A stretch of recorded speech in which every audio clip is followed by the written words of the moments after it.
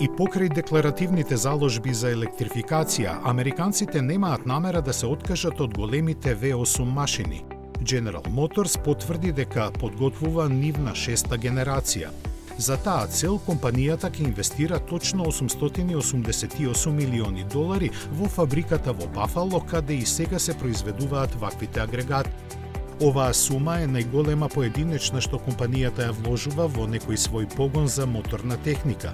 Причината е што фабриката, која ќе се реновира со целосно нова машинерија, е во функција од 1937 година.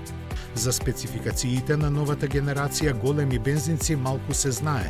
Се што кажуваат од производителот е општо, дека ќе имаат повеќе сила, ќе трошат помалку гориво и ќе бидат поеколошки.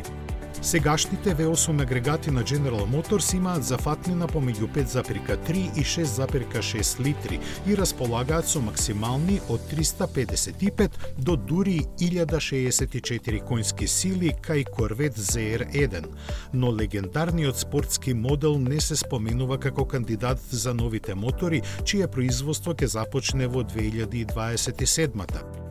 Тие според соопштението на General Motors ќе бидат наменети за големите теренци и пикапи како што се Chevrolet Silverado и Suburban или GMC Sierra и Yukon. Можно е да го добие и Cadillac Escalade, бидејќи компанијата се откажа од своите планови до крајот на деценијата да има целосно електрична гама.